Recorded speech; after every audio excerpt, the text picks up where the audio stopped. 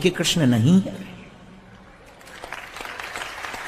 जो हिंदू नहीं है एकत्र, हम कहते तुम ऑनलाइन जोड़ो, वोट करो, एक एक पोस्ट डालो, एक एक वीडियो डालो, तुम इतना तो कर ही सकते हो। दिन भर तुम नचनियों की फोटो लाइक कर रहे, एक मांग तो करो। उन्होंने तो अभी कहा कि 1 करोड़ लोग चाहिए। 1 करोड़ 140 करोड़ की जनसंख्या में जहां 100 करोड़ हिंदू रहते, 1 करोड़ ऊंट के मुंह में जीरा। 10 करोड़ मांगो,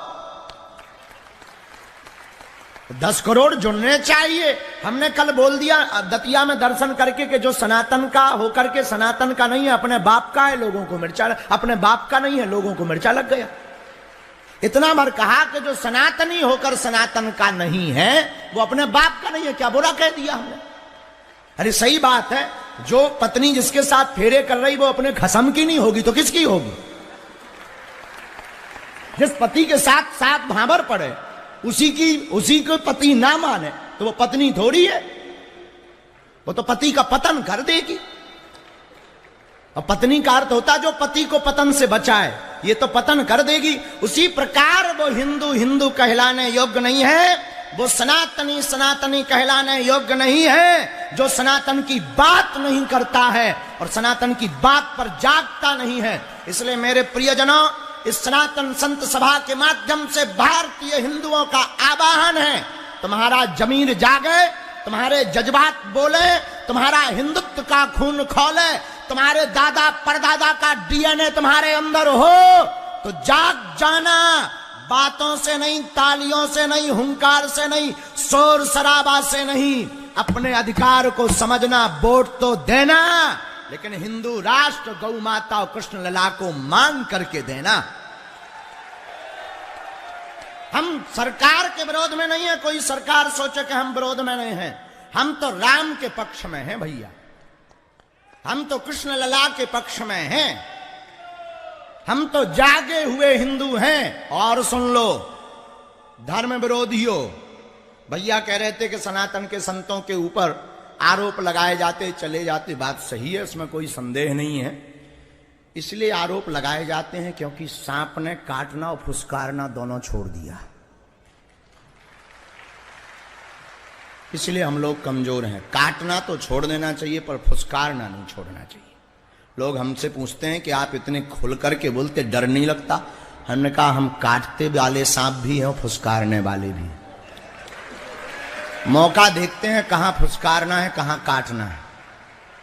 तो बोले कभी कुचल जाओगे? एक आदमी ने कहा कभी कुचल जाओगे? हम कहा कुचले तो बहुत हैं, बहुत कुचल करके चले गए, हम भी अगर कुचल कर जाएंगे तो बलिदान होकर के जाएंगे। इसीलिए मेरे प्रियजनों, हुआ धर्म पर घात तो मैं प्रतिघात करूंगा। अगर हुआ मेरे धर्म पर घात तो मैं प्रतिघात करूंगा, क्योंकि मैं हिंदू हूं, हिंदुत्व की बात करूंगा। क्योंकि मैं हिंदू हूं, सिर्फ हिंदुत्व की बात करूंगा। अगर उंगली उठाई तुमने, अगर उंगली उठाई तुमने तो उठने नहीं दूंगा।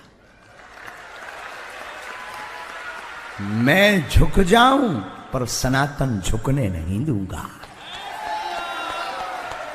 हम भले ही झुक जाएं पर सनातन नहीं झुकने। मेरे प्रियजनों, ज्यादा नहीं कहेंगे, आप लोग सुन सुन के बड़ा बोर हो गए।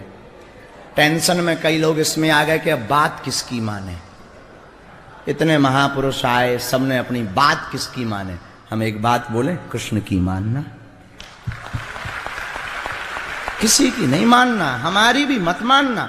हम तो तुम्हें जगाने आए हैं, तुम्हारा अंदर का जमीर जागे तो जग जाना, ना जागे तो भाग जाना। तुम्हारे भीतर का जज्बात बोले तो जाग जाना, भीतर का सनातनी बोले तो जाग जाना, तुम्हारे दादा परदादाओं का डीएनए बोले तो जाग जाना, वरना मत जागना। हमारा क्या खाक बिगड़ेगा और तुम्हारा भी कुछ नहीं बिगड़ेगा। बस जैसे कश्मीरी पंडितों के साथ हुआ तुम्हारे साथ होगा, जैसे साक्षी बिटिया के साथ हुआ तुम्हारी बहन बेटी के साथ होगा, जैसे रामचरितमानस फाड़ी गई तुम्हारी भी प्रतियां और तुम्हारे भी पूर्वजों के नाम फाड़े जाएंगे, जैसे मंदिरों में प्रवेश पर रोक एक समय पर लगी थी तुमको भी नहीं मिलेगा। बस इतना ही होगा, इससे ज्यादा कुछ नहीं होगा। जरूरत पड़ने पर बलात् रूप से तुम्हारी बहन बेटियों के साथ अत्याचार होगा, इससे ज्यादा नहीं होगा।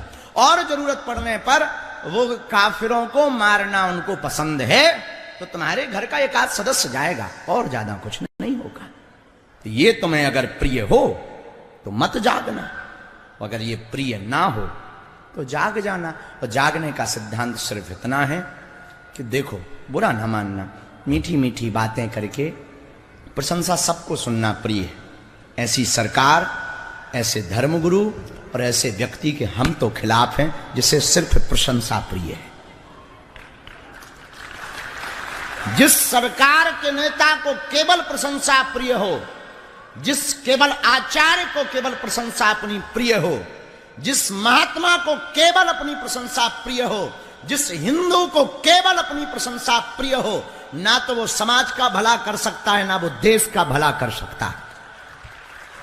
कन्फ्यूशियस का तर्क है, कन्फ्यूशियस अपने तर्क में कहता है कि व्यक्ति वही बड़ा हो सकता है जिसे प्रशंसा और अप्रशंसा, सम्मान और अपमान दोनों प्रिय हों। मेरे पागलों, हम तुम्हारा अपमान करने नहीं आए हैं, ये बात बोल करके, बहन बेटियों की बात बोल करके हम तुम्हें जगाने आए हैं। माताएं भी कम नहीं।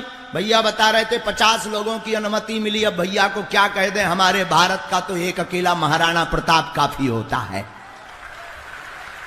ये 50 क्या कम है, अब इनको क्या कहें। भैया तो सब जानते ही, भ्राताश्री कह रहे थे कि यहां पर लोग जितने कुर्सी पर बैठे हैं इतने ही लोग 7 दिन कथा सुन रहे थे। भैया बुरा ना मानना, ये जितने बैठे यही भर जाग जाएं, दिल्ली भड़भड़ा जाएगी।